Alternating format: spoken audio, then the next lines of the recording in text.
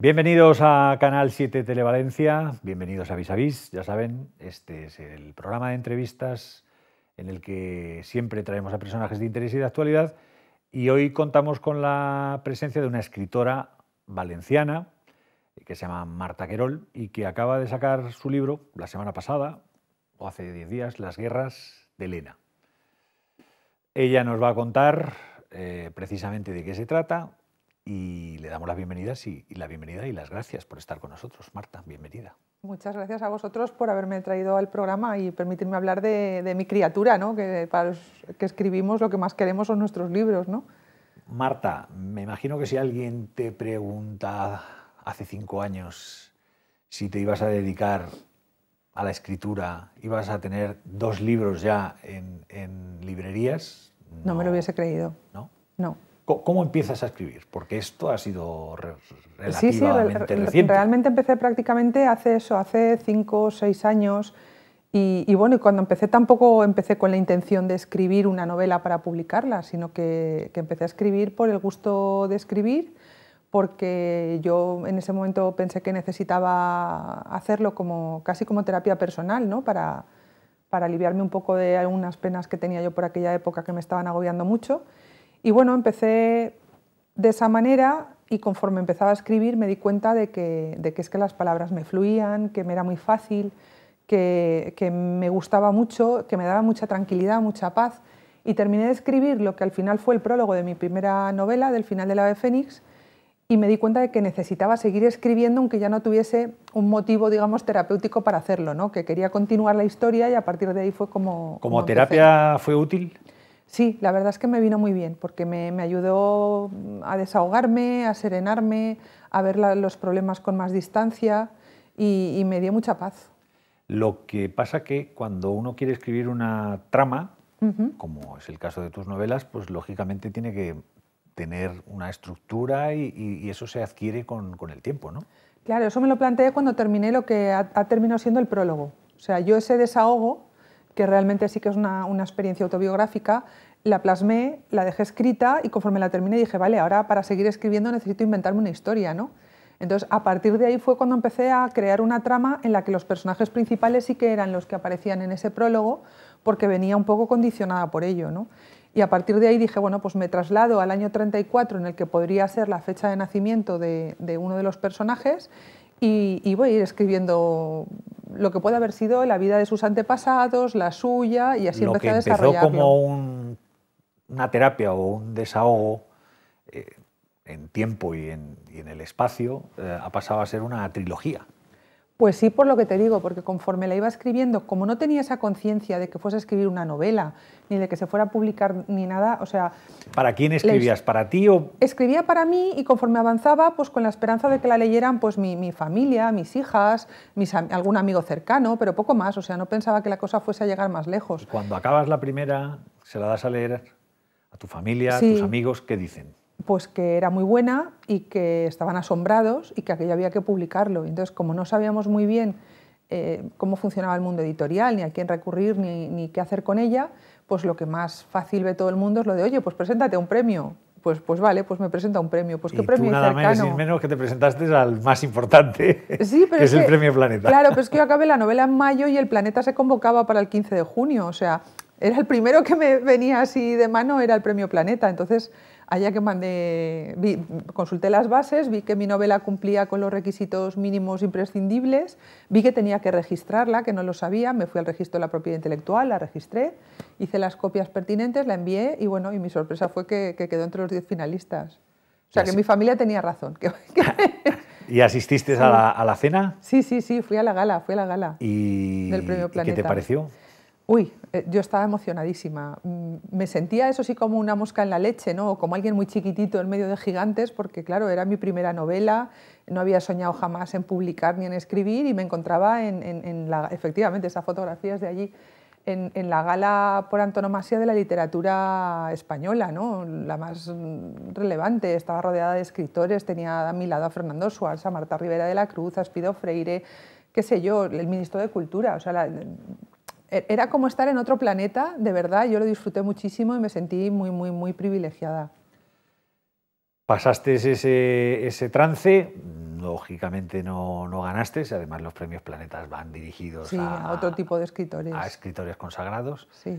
Y conseguisteis publicar tu novela, la primera, que era El final de la ave fénix. Sí, lo que pasa es que publiqué con una editorial muy pequeña, valenciana, prácticamente no tuvo distribución. La primera edición se agotó, pero se agotó prácticamente en Valencia capital. O sea, el libro no llegó ni a Alicante, con eso que te diga, imagínate. Pero claro, para un escritor es muy desesperante ver que su novela no hace camino, que está teniendo buena aceptación por parte de los lectores y que sin embargo no llega a otras provincias. Entonces, bueno, con aquella editorial hubieron unos problemas, rescindimos el contrato y otra editorial malagueña me la quiso volver a publicar. Es un milagro porque normalmente las editoriales no publican un libro que ya ha sido publicado y que ya, digamos, ha tenido su primer tirón fuerte, que es lo que la empuja. Pero bueno, la editorial Aladena también firmó conmigo y tuvimos un problema parecido. También hicieron una edición, la edición se estaba vendiendo muy bien. ¿En Málaga? Pero en ese caso, efectivamente, en Málaga y alrededores, y en el resto de España pues me llamaban que querían comprar el libro, que no lo encontraban, que qué podían hacer. Una lectora de Sevilla se puso en contacto conmigo por Facebook. Mira, es que me han recomendado tu novela, pero no la encuentro. Hablé con la editorial, la mandé a 2 sitios, en esos 2 sitios no conocían la novela ni la editorial, yo estaba ya bochornada.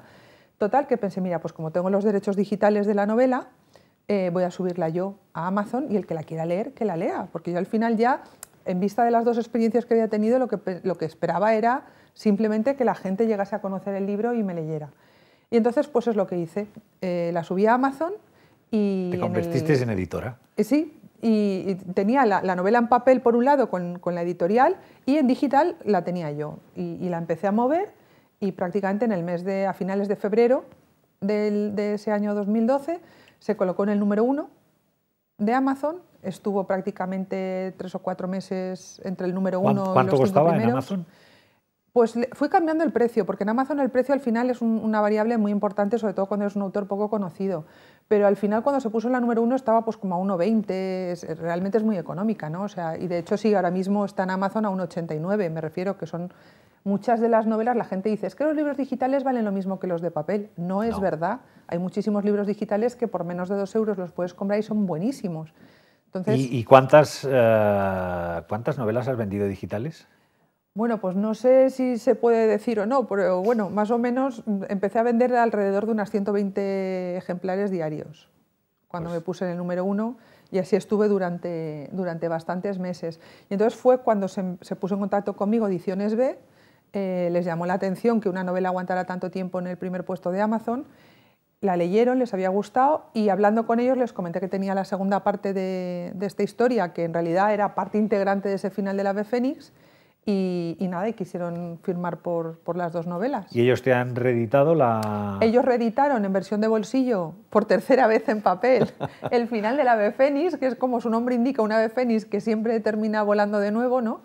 Y bueno, y a raíz de publicarme el final de la ave fénix en papel, pues ya teníamos también pactado la publicación en papel de Las guerras de Helena, en este caso como primera edición en papel, que ya tenía ganas. Bueno, ahora nos has contado toda tu peripecia antes de llegar a escribir, antes de que la novela, de que la escribieras. Cuéntanos de qué, primero, el final del ave fénix, de qué trata y la continuación. Pues el final más o menos, no le quites para que cuando claro. uno la vaya a leer. Claro. El final del ave fénix es una saga familiar que cuenta la historia, principalmente el personaje principal es Helena Lamarck, y cuenta la historia de una mujer que intentó luchar contra lo que en su época era lo habitual, lo corriente, ¿no? Las mujeres entonces pues muy poquitas trabajaban y lo normal era que se quedasen en casa cuidando de los niños, su futuro era casarse y eran prácticamente menores de edad perpetuas, porque incluso el Código Civil las tenía como tales, siempre tenían que depender o del marido o de los padres. Entonces, en este caso, Helena Lamarck se rebela contra esa situación impuesta. Ella tiene otras aspiraciones en la vida y un poco a partir de esa inquietud de ella de ir cambiando las cosas y de ir cambiando el mundo que la rodea, se va contando la historia de 2 familias que se entrecruzan y en la que van a haber pues, tensiones, pasión, ambición, celos, intriga. Y en el caso ya de Las guerras de Helena, que cuenta esa historia desde el año 67 hasta el año 76, como digo, van a haber muchas guerras. Se llama Las guerras de Helena porque la novela la he dividido en 3 partes. Una primera es una guerra de secesión, es una ruptura que vive Helena Lamarck y que va a afectar a todos los personajes principales de la saga que empezó en el final del Ave Fénix, va a cambiar su vida para siempre. Luego viene una guerra fría, que ya es una vez se ha sentado esa ruptura y una vez ya está todo en, digamos, parece en calma, pero las tensiones van por el fondo, ¿no? Es como la guerra fría entre los países, que a veces se tiene más miedo y las tensiones son como más peligrosas porque nunca sabes por dónde te va a venir la situación conflictiva, ¿no? Pues ahí pasa lo mismo, hay una guerra fría en la que se van echando los dardos pero sin verse las caras. Y luego hay una última guerra, una guerra a muerte, porque Helena Lamarck, como digo, es una mujer muy avanzada a su tiempo, intenta comenzar a exportar. Sale mucho reflejado en esta novela el mundo empresarial valenciano, los primeros exportadores, las misiones comerciales que se hacían desde la Cámara de Comercio para ir a países árabes, cuando era el boom de los petrodólares y parecía que cualquier pedido en Oriente Medio le podía salvar a uno la campaña, ¿no? Bueno, pues en uno de esos viajes a Oriente Medio, Helena Lamarck se va a ver envuelta en una guerra y se va a ver envuelta pues, en peligros reales que van a llegar a poner en peligro, valga la redundancia, su integridad física, ¿no? Esa es la tercera parte. Esa es la tercera guerra, que es una guerra a muerte porque realmente es una guerra en la que ella va a peligrar. ¿Has notado la diferencia en escribir el final del Ave Fénix y las guerras de Helena? Me refiero tú como profesional a la hora de escribirla. Sí, porque, como digo, la primera la escribí de una manera muy inconsciente. Inconsciente en el sentido de que no sabía qué consecuencias iba a tener, ni que iba a ser publicada, ni que la iba a leer tantísima gente. Y, sin embargo, en las guerras de Helena, como ya sale publicada, y ya la escribí incluso, teniendo las dos ediciones en papel del final del Ave Fénix, pues sí que tenía la esperanza de que llegase a publicarse también, tenía la esperanza de que... Sabía que había muchos lectores que habían leído el final del Ave Fénix y querían más, porque me decían, es que el final es muy rápido, es que se nos quedan algunas lagunas que nos gustaría que hubieses profundizado más en ellas. Y yo les decía, paciencia, que es que hay 2 novelas más que lo desarrollan, pero si lo meto todo en una, no sé si habrías sido capaces de leerla todo seguido, ¿no? Entonces, pues sí, claro, la responsabilidad es mucho mayor. Encima has quedado finalista del Planeta con la primera. No lo puedes hacer peor. O sea, me refiero que no puedes bajar el listón. Tienes un listón muy alto y tienes que llegar ahí. ¿Las guerras de Helena también está en digital? Sí, claro. Las guerras de Helena están en digital y, como digo, a 1,89. ¿A 1,89? Sí. ¿Y el libro cuesta? El libro creo que está sobre los 18 euros, 18,90. ¿Qué tal se está vendiendo? Bueno, normalmente no tenemos información los escritores hasta pasado un año y ha salido hace un mes, pero bueno, sí que los lectores que son muy buenos conmigo y por las redes sociales y todo me van contactando, pues me han dicho, mira, acabo de comprar el último en Casa del Libro de Sevilla o acabo de comprar el último en el Corte Inglés de Valencia. Entonces, bueno, eso me da un poco idea de que se está moviendo. La verdad es que el mundo digital ha cambiado mucho, porque antes, ahora cualquiera podría editar, como hiciste tú en Amazon, ¿no? De hecho, hay muchos autores que se autopublican en Amazon y que tienen unos éxitos fabulosos. Y además percibes por las redes sociales, como dices tú, un poco tienes un feedback de Estás muy en contacto hoy en día con los lectores. De hecho, la mayoría de los escritores, incluso escritores de gran prestigio, que tienen fama de ser poco dados a la interacción social, digamos, pues tienen sus cuentas de Twitter, tienen sus cuentas de Facebook y algunos las llevan ellos personalmente y eso se nota. ¿Cómo te preparas tú un día para ponerte a trabajar? ¿Cuáles son tus horas de trabajo? ¿Por la mañana, por la tarde, por la noche? Bueno, ¿Cuántas horas le dedicas a la escritura? En principio le dedico una jornada laboral, a veces una jornada laboral larga, muy larga, lo cual no quiere decir que esté todo el día escribiendo. Yo, por ejemplo, yo soy ave noctámbula, entonces por las mañanas voy como al ralentí, hasta que voy tomándome un par de cafés o 3 no levanto el vuelo. Entonces por las mañanas lo dedico sobre todo a contestar correos electrónicos, a ver si tengo mensajes de redes sociales, un poco pues a organizarme toda la parte, como digo, de contacto con los lectores y demás. Y luego ya, pues como a media mañana y de ahí en adelante, si estoy escribiendo y ya tengo clara la estructura de la novela, pues directamente me pongo a escribir.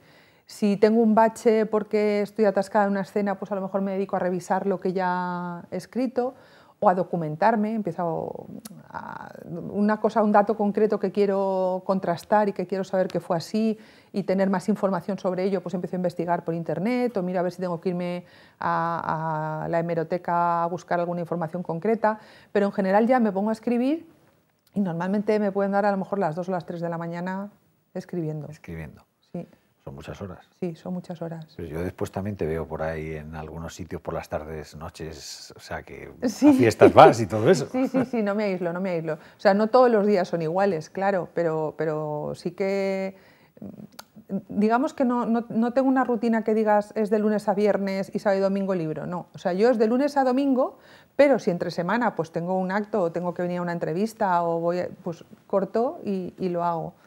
A esta Elena, ¿cómo era? ¿Aymar? Lamarck. A Lamarck. Lamarck. Lamarck. A esta Elena Lamarck, ¿la ves tú como un personaje de televisión, de serie, de pues cine? Eso me dicen todos los lectores. Incluso Rafa Marí, cuando me presentó, y él es un gran cinéfilo, me decía que es que él la veía en cine, él la veía en gran pantalla. Y de verdad que hoy mismo me encontraba con Gustavo, un buen amigo, y me decía, es que yo lo que quiero es verla en el cine, porque es que esto es una película. Y yo le decía, pues mira, ojalá, a mí me encantaría, ¿no? Yo sí la veo, yo sí la veo. ¿La saga empieza en qué año? En el 34. 34 y termina en el 2005. En el 2005, o sea que es una auténtica... Sí, es una saga larga. Además, digamos que va contando un poco los distintos episodios de la historia de España de esos años, ¿no? Sobre todo desde el punto de vista social, no tanto político, sino social, de cómo la gente lo vivía, de cómo se veía afectada por las circunstancias del país, económicas, políticas también, cómo le afectaban a nivel personal, ¿no? ¿Tú estudiaste? Económicas. Económicas, o sea que no tiene nada que ver con... No. ¿Y fuiste columnista durante un tiempo de las provincias? Sí, en las provincias escribí durante 4 años. Durante 4 años, pero escribir para un periódico no tiene nada que ver con escribir esto, ¿no? No, además lo del periódico fue a posteriori, o sea, realmente cuando quedé finalista del Planeta fue las provincias la que me llamó y me dijeron si quería colaborar con ellos con un artículo semanal y así empecé a escribir, pero tampoco sabía si iba a saber hacerlo, o sea, fue una aventura que me lancé y la verdad es que luego le cogí el gustillo y me encantaba. ¿Y qué dicen tu marido y tus hijas al respecto? Poca cosa, no terminan de creérselo. Sí, además, ¿sabes qué pasa? Como soy mamá, pues pero lo han no leído, le dan mucha importancia. ¿Lo leen? ¿Lo han leído? Sí, vamos a ver, Álvaro lo ha leído, pero mis hijas empezaron con el prólogo. También es que el prólogo es muy duro para ellas, ¿no? Porque sí que como cuento una experiencia propia y una experiencia que a ellas en cierta medida también les afectó, pues también yo creo que las dejo un poco tocadas. Y por más que les digo que sigan, que la novela luego no tiene nada que ver con el prólogo, porque la novela luego es, no digo que es una novela de aventuras, pero sí que es muy entretenida y va cambiando mucho, tiene muchos giros, pues no se han animado a leerla, ¿no? Ya ves. Por lo que estás contando, yo no he tenido la oportunidad de leerla. ¿Tiene algo que ver con o alguna semejanza con El tiempo entre costuras? Ninguna. ¿O es un personaje, por lo que estás hablando del personaje fundamental, son dos mujeres fuera de su órbita, ¿no? O de lo que se hacía en aquella época, como mujeres? Para empezar, yo la escribí primero. Que sí, no lo estoy diciendo por eso. Eso para empezar, pero aparte es que no tiene nada que ver. No tiene nada que ver porque El tiempo entre costuras, que a mí, por cierto, me encantó, tanto la novela como la serie, que la he seguido todos los capítulos, está circunscrita a un periodo muy concreto y muy corto de la historia de España, mientras que mi novela, como te he dicho, es que va desde el 34 hasta el 2005. Las familias no tienen nada que ver. Y Elena Lamarck la ves ahí en la tele, ¿no? Sí, la veo, sí. Pero es un personaje muy distinto al de Sira Quiroga, no tiene nada que ver. Es más... Es igual de independiente a lo mejor, o sea, igual de carácter, sí que tienen puntos de semejanza en el sentido de que son mujeres independientes, pero Sira sí que empieza siendo más dependiente. O sea, Sira se vuelve independiente a raíz de un percance amoroso que tienen. En cambio, Elena, esa independencia la lleva, digamos, desde la niñez. O sea, la niñez y la adolescencia de Elena Lamarck influyen mucho en su evolución como persona. ¿Qué hay de Marta Querol en Elena Lamarck? Muy poco. Creo que muy poco. En fin, a ver, siempre tus propias creencias, valores y demás puede que trasluzcan en algún personaje, ¿no? Pero yo creo que mi carácter y el de Elena Lamarck tienen muy poco que ver, muy poco. ¿Y hay alguien que te haya servido como modelo, alguna persona que tú hayas pensado en algún momento que hayas dicho? Es que... Anécdotas concretas sí que las he empleado en la novela, lo comentaba el otro día en la presentación, porque mi madre sí que fue una mujer fuera de su tiempo, fue una mujer empresaria, fue una mujer que exportó y fue una mujer que se fue a los países árabes y el primer visado a una mujer para Arabia Saudita en España se lo concedieron a mi madre. en los años 70. Entonces, ese tipo de perfil que yo lo había vivido desde pequeña y que admiraba mucho, sí que lo he querido meter en esta novela en el personaje de Elena Lamarck. Entonces, hay algunas anécdotas concretas, puntuales, que me han dado lugar a tramas que luego he inventado yo, he fabulado y que no tienen, por supuesto, nada que ver con mi madre, pero que sí que el origen, la simiente, fue pues aquella audacia materna de irse a aquellos países sola y el hecho también de que le pillara la guerra del Líbano cuando estalló, estando ella allí también en una feria internacional de la moda infantil. Entonces, esos pequeños detalles, ese genio de ir para adelante. ¿Tu madre vive? No, mi madre murió. Ah, te iba a preguntar porque si la había... No, tenido la oportunidad mis de padres ver. no llegaron a saber que escribía. Esa es una penita que se me ha quedado ahí que no... Pero bueno, que no ahí puedo está tu madre remediar. algo reflejada, ¿no? Porque Sí, cuentas... por eso te digo que en esas cosas que yo admiraba y que me parecían tan sobresalientes y a lo mejor poco valoradas en general, ¿no? Porque tampoco... pues era una mujer anónima, ¿no? Completamente, pero ha sido como hacer un pequeño homenaje a luchadoras que las hubo, como mi madre y tantas otras, y que a veces suena fantasioso y la gente me dice, uy, pero ¿cómo se va a ver una mujer en los años 70 inmersa en la guerra de Beirut? Pues mira, es que pasó y vale la pena que se sepa. ¿Ya tienes la tercera parte acabada? Sí. ¿Y ahora a qué le estás dando vueltas para escribir? Pues ahora me estoy dejando un impasse de tranquilidad porque, claro, estoy con la de bolsillo del final del Ave Fénix, que como salió a finales del año pasado, pues del anterior, se sigue vendiendo, la gente me sigue comentando, estoy yendo a clubs de lectura ahora del final del Ave Fénix, Las guerras de Elena, que acaba de salir, la tercera, que la he terminado este verano pasado y que la he estado revisando hasta hace 4 días y que me la están leyendo, entonces estoy como muy metida en esta vorágine y quiero dejarme pasar un tiempo que se sedimente un poco las guerras Pero de no Elena. tienes todavía... Tengo un proyecto desde antes de escribir la tercera, que lo tengo ahí dando vueltas, de una historia de la que tuve conocimiento. A mí me gusta mucho escribir sobre una pequeña base que sea Real. cierta, sí, de algo que yo crea que vale la pena potenciar, pues como he dicho, el caso de las ferias y tal. Entonces, conocí a una persona búlgara que me contó su pequeña historia, una pequeña gran batalla, y me pareció tan dura, tan bonita. ¿Siempre mujeres? Y con un final, pues es casualidad. En realidad, en este caso, la historia es de dos, porque son un matrimonio, ¿no? Lo que pasa es que yo con la que contacté fue con ella y la que me la comentó fue ella, pero en este caso la historia bonita y dura es de las dos partes, ¿no? Y bueno, es una historia que quiero ver si me meto en ella, si me atrevo, porque va a requerir muchísima documentación, el moverme en territorios que no conozco, en guerras que no conozco y además en situaciones realmente duras, muy, muy duras. Y bueno, es un proyecto que me apetece, pero no sé si seré capaz de acometerlo, espero que bueno, sí. Ya después de esto, ¿te ves firmando ya dentro de nada cuando llegue el día de San Jordi en Barcelona o en cualquier otro sitio de España? Ojalá, de momento estoy con las presentaciones, la semana que viene, el 26 creo que voy a Torrent y el 21 a Bocairent. Y bueno, y tengo pendientes las de Madrid, la de Zaragoza, Málaga y creo que Barcelona también iré. Y bueno, y la verdad es que estoy firmando muchos libros, es una gozada. A mí la gente me dice, uy, ¿estarás cansada? Digo, ¿qué va? De esto no se cansa uno nunca. Marta, muchísimas gracias por estar con nosotros. Despedimos siempre a nuestros invitados con una canción. Tú nos has descubierto a Ceneb, que cuando lo escuchen nuestros televidentes van a asociarlo a un spot publicitario. Probablemente. ¿Por qué Ceneb? Pues mira, porque es un cantautor que yo no conocía, lo conocí a través de Facebook por una compañera que un buen día puso una canción y las letras me llegaron a emocionar hasta hacerme llorar. Entonces, ¿Son canciones propias? Sí, son canciones propias y bueno, y cuando he pasado épocas de estar con problemas o mal o lo que sea, me pongo a Ceneb y es como que entro, no sé, como en una rueda de emociones bonita y no sé, me gusta mucho. Y además ya tengo una complicidad con otra amiga, una antigua compañera de colegio, con Rosa, que llamamos la rueda de Ceneb y entonces cuando yo pongo una, ella pone otra, y luego ponemos otra y luego ponemos otra y nos vamos como subiendo el ánimo, ¿no? A fuerza ¿Y la de canción se llama? Soñar contigo. Soñar contigo. Pues hemos soñado contigo en tu presencia y hemos conocido a esta Marta Querol, escritora. Nos conocemos ya hace tiempo, Sí. pero como escritora Cierto. ahora sentada.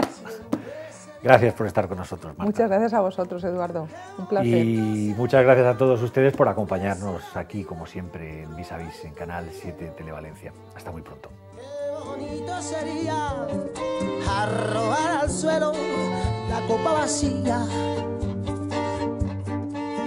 Déjame presumir de ti un poquito, que mi piel sea el fuego